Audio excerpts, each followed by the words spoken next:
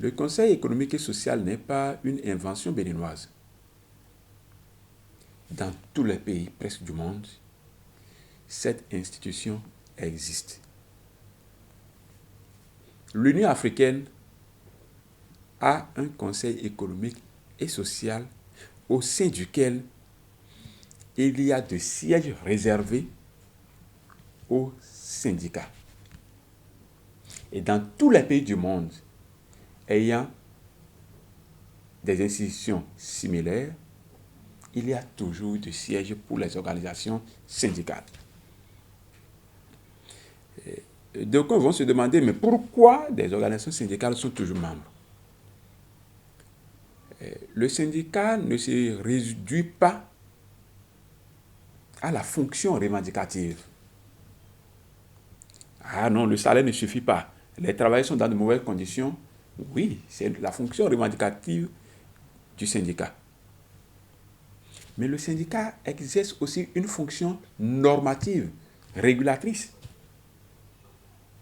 de l'espace public, de l'action publique que mènent les pouvoirs publics. Le syndicat a une fonction régulatrice.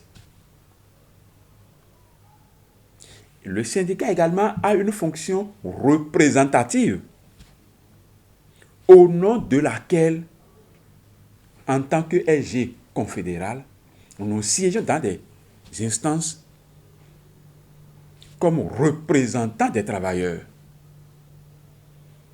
Et au nom de ces fonctions, aussi bien régulatrices que représentatives, il n'est pas possible de dire qu'on veut avoir un conseil économique et social sans les syndicats. En plus, le syndicat a une fonction sociale au nom de laquelle les confédérations doivent être au conseil économique et social. Et ces fonctions que je rappelle, ce n'est pas le Bénin qui les a définies. C'est du ressort du Bureau international du travail qui, à travers les conventions, a défini ces fonctions des organisations syndicales universellement reconnues. Donc, il est difficile à comprendre qu'on veuille installer un conseil économique et social dans un pays comme le Bénin, qui se veut la vitrine de la démocratie en Afrique francophone, et qu'on puisse dire que les organisations syndicales ne doivent pas être membres. Au nom de quelle réforme? Nous, on s'interroge. Et par ailleurs, ceux qui soutiennent que le Conseil économique et social doit désormais se constituer sans les représentants des travailleurs, sans les organisations syndicales,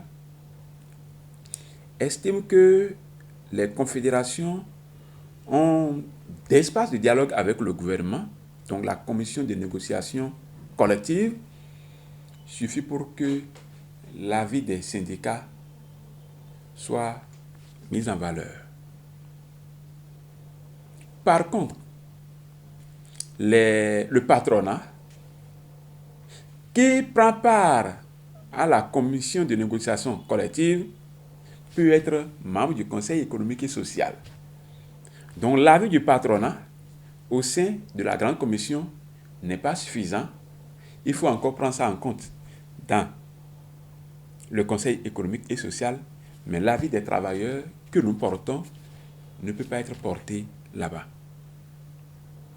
Et donc, le gouvernement se retrouve dans le Conseil économique et social, selon la volonté des députés, se retrouve dans le Conseil économique et social, à travers des personnalités qu'il va désigner.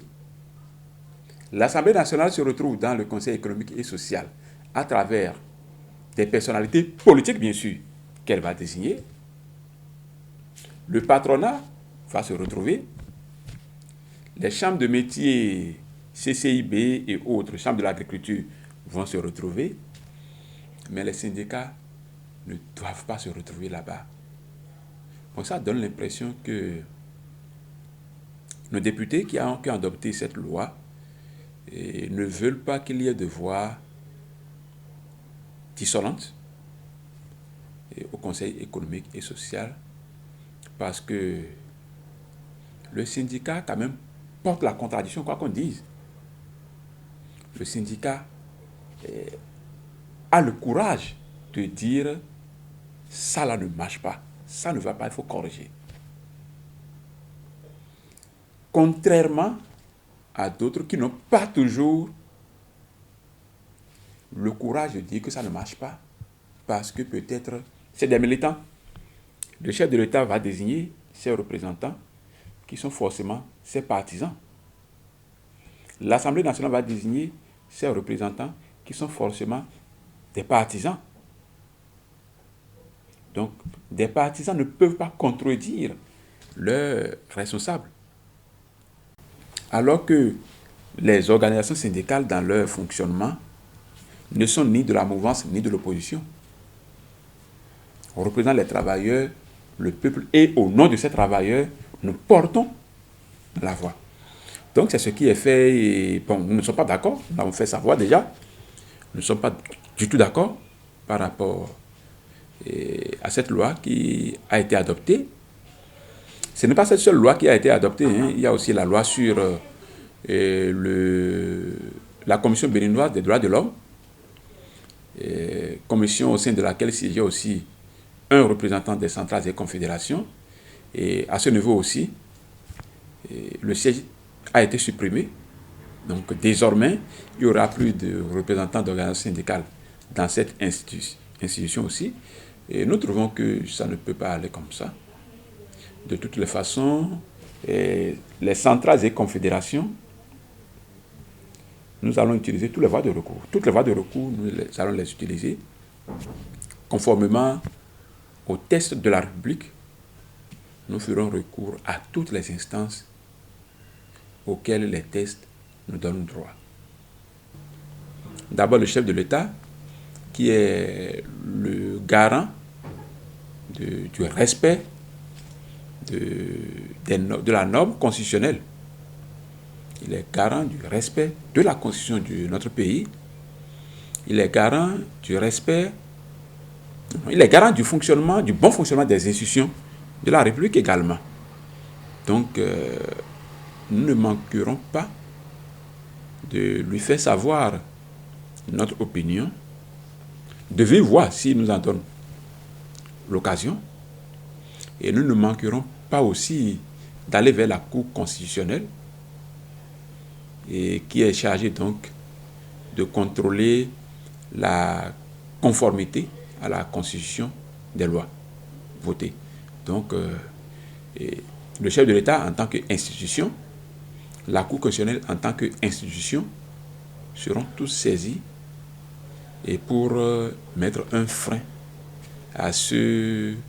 Bon, peut-être de bonne foi, hein, on ne sait pas, peut-être que les députés sont de bonne foi, mais ils sont en train d'aller un peu dans le décor dans cette réforme. Et donc, nous allons les saisir afin qu'ils puissent mettre un frein à cette allure que l'Assemblée nationale a prise concernant ces deux lois qui sont adoptées.